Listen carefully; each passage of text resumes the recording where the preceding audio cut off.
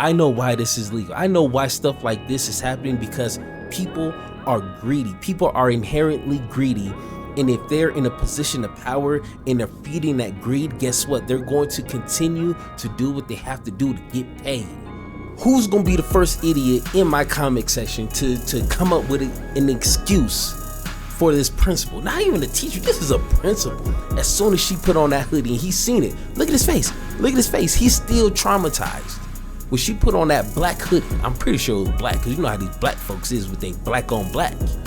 All right, guys, so let's go ahead and get into our next segment. Now, this segment I like to call, What in the Hell Were You Thinking? Now, with this segment, of course, just that tagline right there, these are situations where we see throughout the entire net, the internet, of people being weird.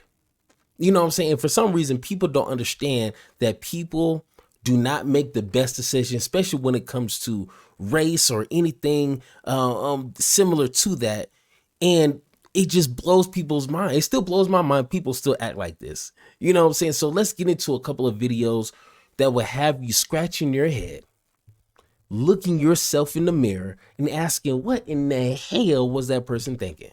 Let's go ahead and get into our first video here. All right, perfect. All right, let's go ahead and get into this. Approved ballot measures that will change their state constitutions to prohibit slavery and involuntary servitude as punishment for crime, while those in a fifth state rejected the move. That was Louisiana. So the measures approved Tuesday curtail the use of prison labor in Alabama, Oregon, Tennessee, and Vermont.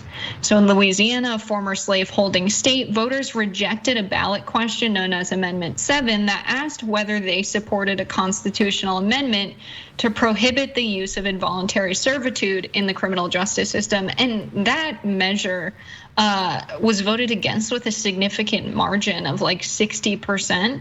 Interestingly, Louisiana is a state with a very high lockup quota. Yeah. So they have these contracts. They have two for-profit prisons, and in the contracts they agree to a 96% occupancy rate, regardless of what crime rates look like. So that means taxpayers, if there are empty beds in the prisons, will then be paying the companies that are contracting prison labor. It's crazy how a lot of, especially Republicans, but just people in general, always complain about, taxpayers' money is going to have to pay for this. Taxpayer money, my money shouldn't be going to this. Blah, blah, blah, a whole bunch of. Do you want your taxpayer money going to this? If they don't have at least 90% of beds full, it comes out of taxpayers' money. Just that statement alone should scare people, because people don't like their money being used for nonsense, really. You know what I'm saying? So just that part right there should have some of these Republicans who's always talking about their taxpayers' money being wasted on something useless. That alone should be a headline. Which is insane. There's also been a lot of interesting disinformation out of Louisiana, people saying that a no vote on this would just send it back to the legislators and they get to decide on it. So that's an interesting case. But moving on, ahead of Election Day, State Representative Edmund Jordan, a Democrat from Baton Rouge and author of the amendment, reportedly asked voters to reject the measure. So let's get into this. Why did he request this? Because the wording on the ballot differed from his proposal. According to Jordan, the initial goal of the bill was to restrict slavery and involuntary servitude in total with no exceptions. When Jordan presented the amendment, it was considered an amendment in concept. He says by the time the amendment made it to the ballot, there was confusion with the language. People could interpret the bill to do the opposite of what Jordan proposed. If residents voted yes to the proposed amendment, Jordan says the language in the Louisiana Constitution would remain the same. Jordan said this would not be detrimental, but a no vote would give lawmakers the opportunity to make amendment language clearer and remove ambiguity. So isn't that kind of, does that surprise you? Does that surprise you, the lengths people will go to make sure that things stay the same? They literally took his bill, said is going to be under construction. Okay, we're going to look at this. We're going to, fix it up nice and neat. So when it's out on the ballots, people can vote yes or no. But we all know regular folks like us, just regular high school degree, nothing special, would read something like this on a ballot and it confuses the hell out of you. You look at it and like, is it a yeah? I mean, it sounds like it's a yes. And then when you check yes, you're really voting the opposite of what you want accomplished.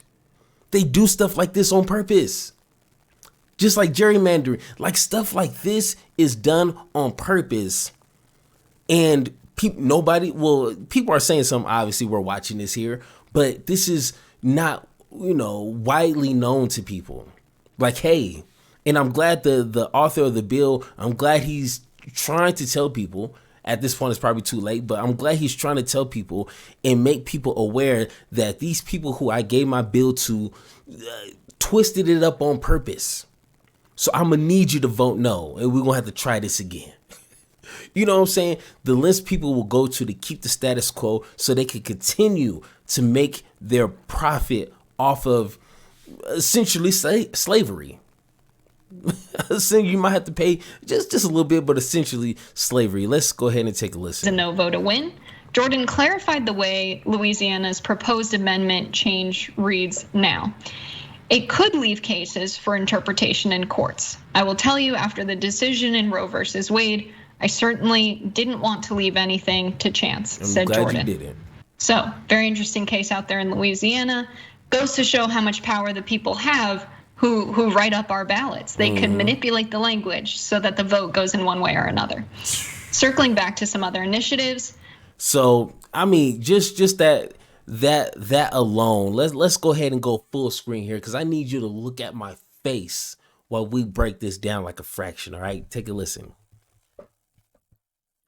It is crazy to me that we're not going to even put in the aspect of a prison or a jail, whatever the case is. Let's just look at an organization. How can an organization profit off of something that can be easily manipulated, easily taken advantage of? That should already just throw red flags. Like, how are you profiting off of something that you have the power to benefit yourself, to profit your business? Now let's add in the jail aspect, the prison aspect. They get profits. They get money. Let's break this down. They make money depending on how many beds they can fill. That alone, you can't argue. That is a broken system if I ever heard of a broken system.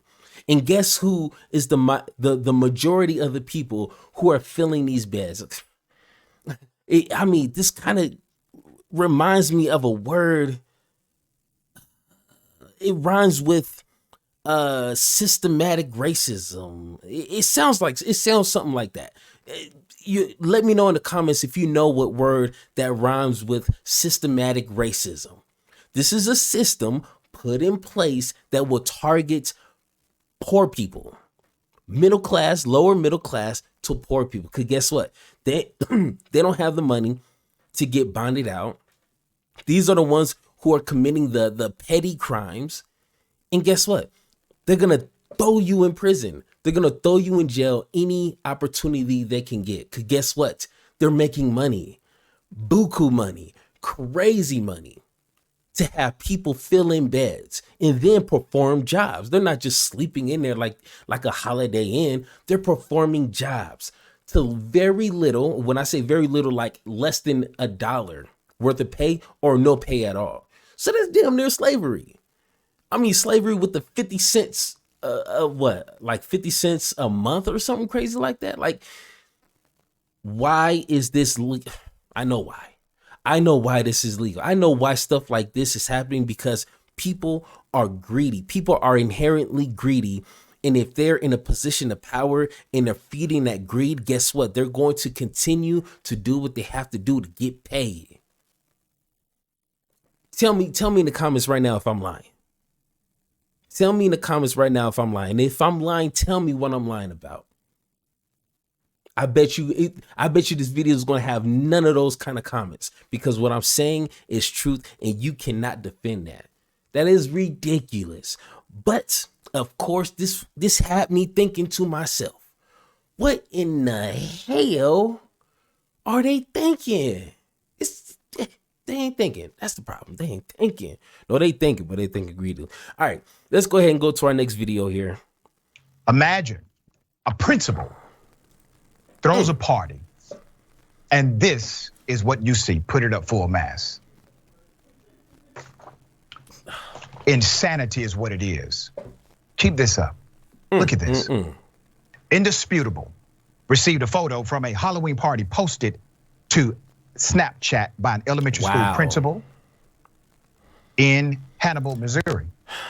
In it, the effigy of a lynched doll hangs, painted with a black face. The photo was posted to Snapchat by Eugene Field principal Kelsey Whitley. Someone complained, said, and I quote, "Wow, this was posted on my kid's school principal's Snapchat page. Exclamation point. Wow. Let's put it up. The principal. Eugene Field Elementary School principal. That's Miss Whitley. There she is. The photo spread virally in Hannibal, which recently suffered an incident of racial violence. A drunk white man was killed outside a Hannibal bar after he called several people the N-word and attacked black customers on October 9th. Hannibal residents report racism is rampant in the town. Of course. An acquaintance of the principal leaked a screenshot of a conversation with the principal directly to Indisputable. Let's put it up. Here's what Whitley said privately. To the post about the baby, I did that. Ooh. I used poor judgment on Snapchat.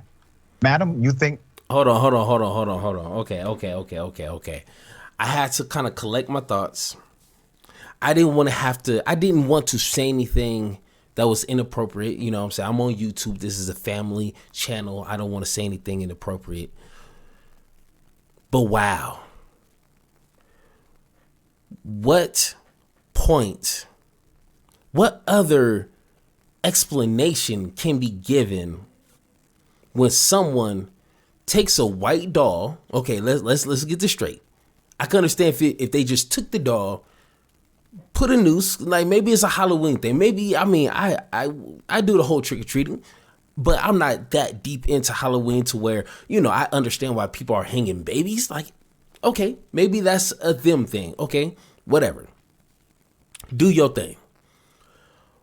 But to take a baby doll who is white with blonde hair and everything, and then purposely have to put in the effort to paint the baby's face brown.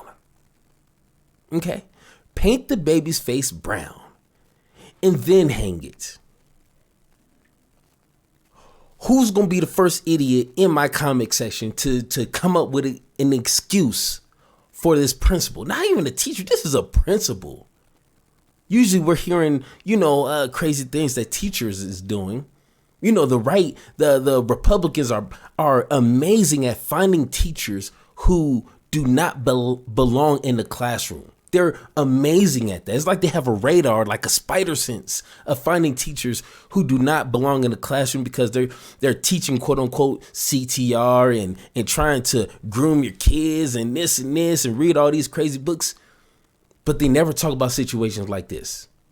And this is why I like Dr. Reach, because he's pointing out on a daily basis things that need to be shown. Because if it's not being shown by him, then who else is showing it?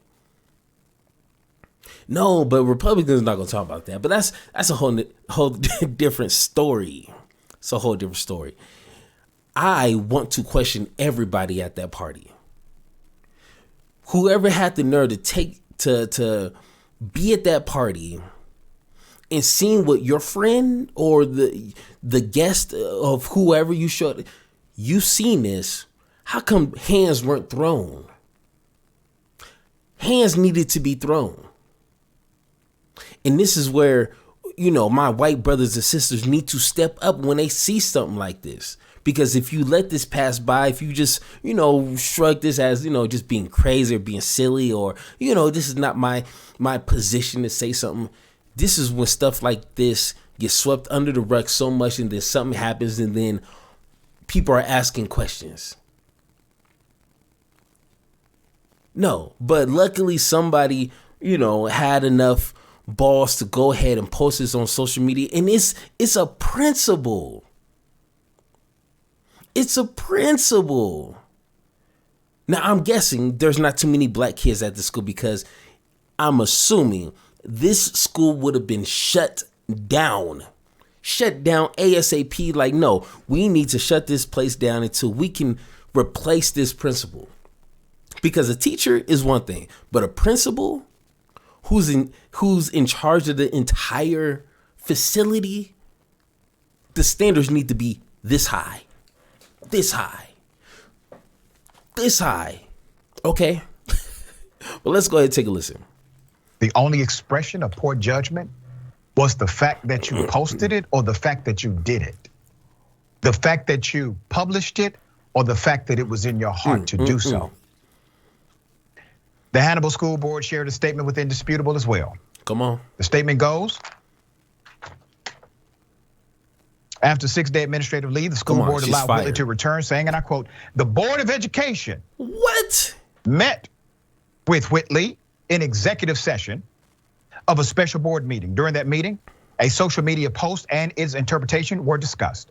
After a thorough discussion with Mrs. Whitley, the consensus of the board was to allow Mrs. Whitley to return to her duties as principal of Eugene Field Elementary on a probationary status. I need her probation to be revoked ASAP.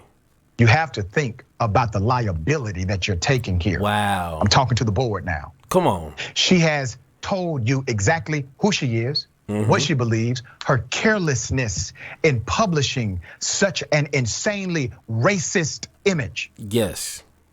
Do you care about the children? Obviously or do you not. care about the sensitivities only of the adults that you offend? Yep.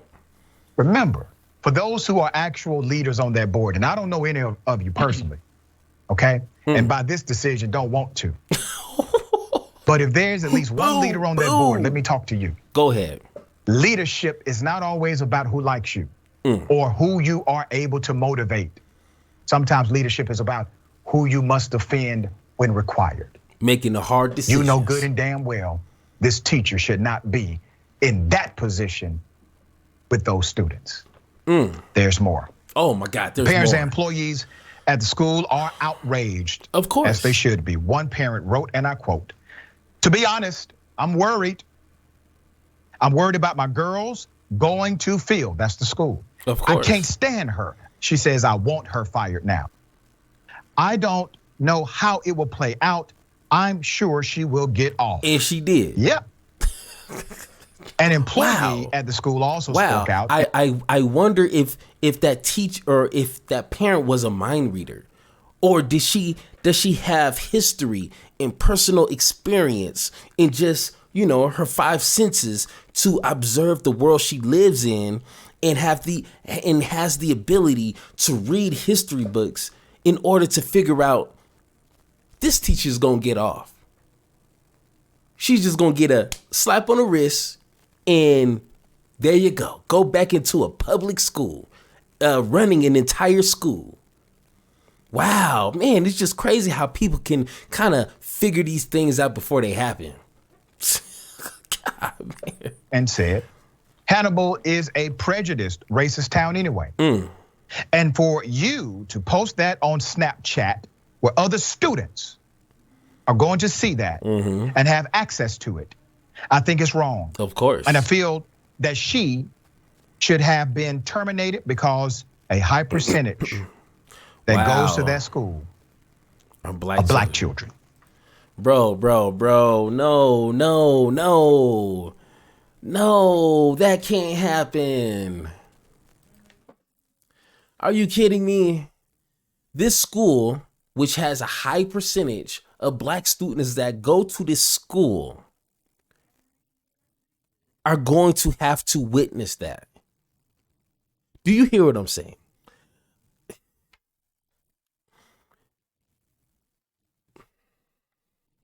I'm just trying to think of some of the excuses people are going to think about, and there's none. This is a prime example that will have you thinking to yourself without a doubt, what in the hell were you thinking? Damn, these people ain't thinking not a bit. All right, man, let's do one more. Let's do one more. A former New Jersey GOP official called the cops on a 9-year-old girl because he was scared. He was afraid. Oh my God. Let's put up the picture full mass here. What did she do? Okay. Oh my God, he looks like a vulnerable man. Caldwell, New Jersey council member. Oh no. Gordon Losh allegedly called the police on a 9-year-old black child. Was she a black girl, gangbanging? when he saw her catching spotted hands? lantern flies. This is an invasive species killing trees in America.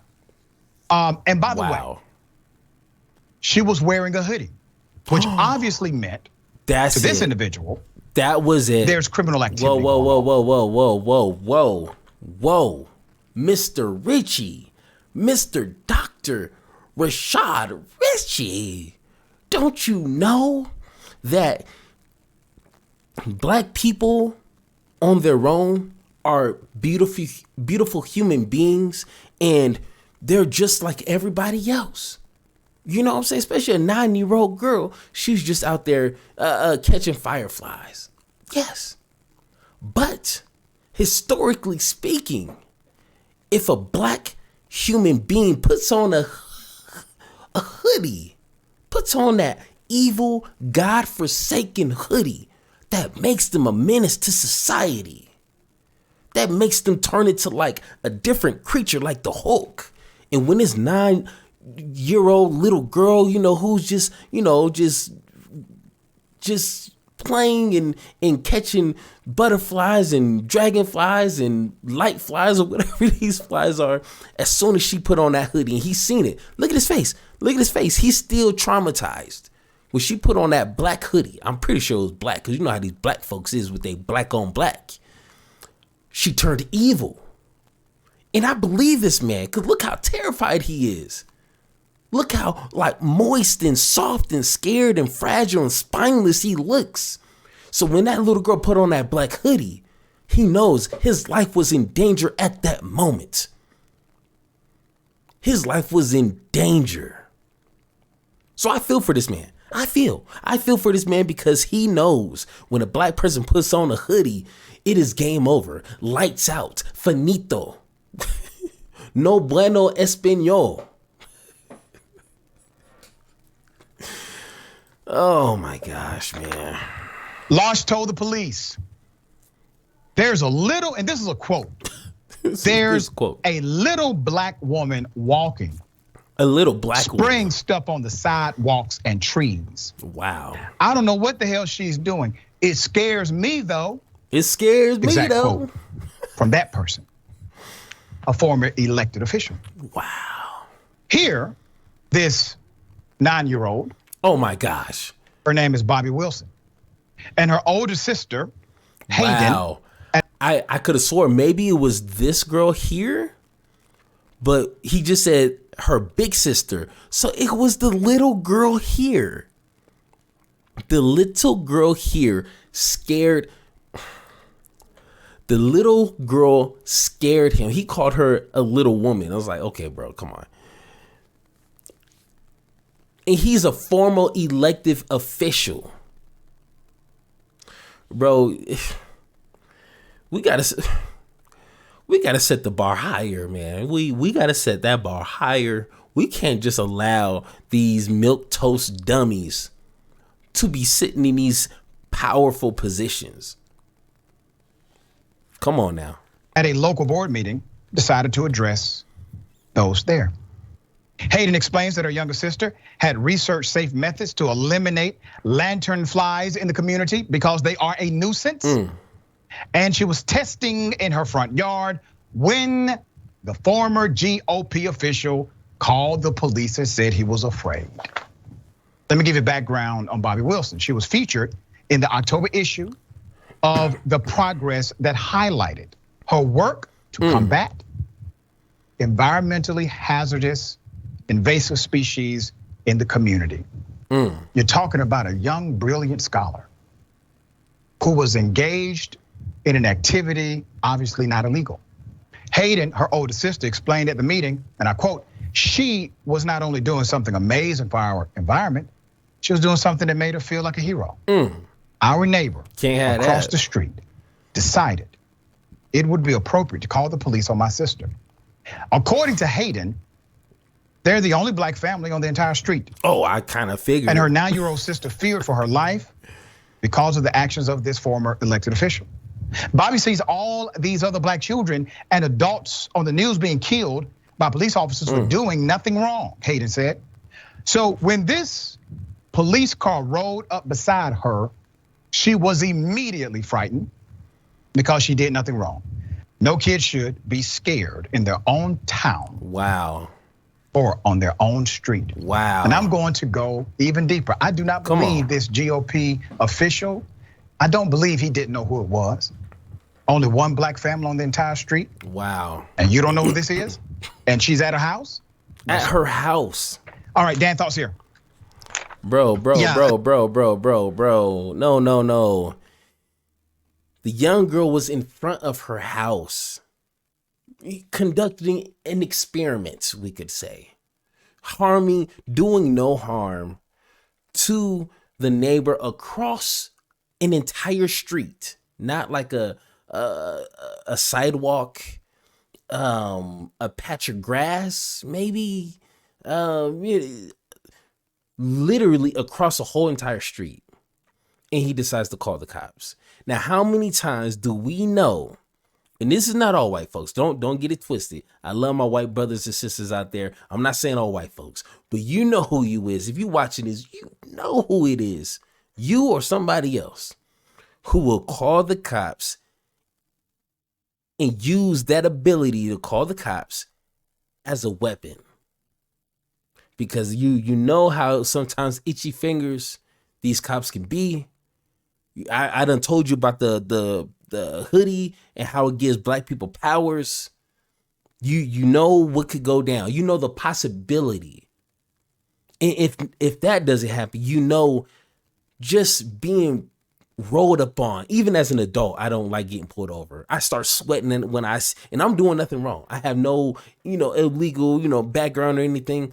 I start sweating when I see a cop behind me.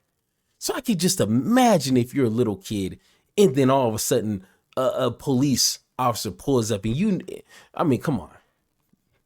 Kids know what's going on in the world today. They're not stupid. They might be catching little fireflies, but they ain't stupid. They know what's up. And unfortunately, their parents have to teach them what's going on just so they can understand when they get older, the world and the environment they live in. So once again, I need you guys to say it with me. What in the hell were you thinking? Jesus, man, people drive me crazy. People be driving me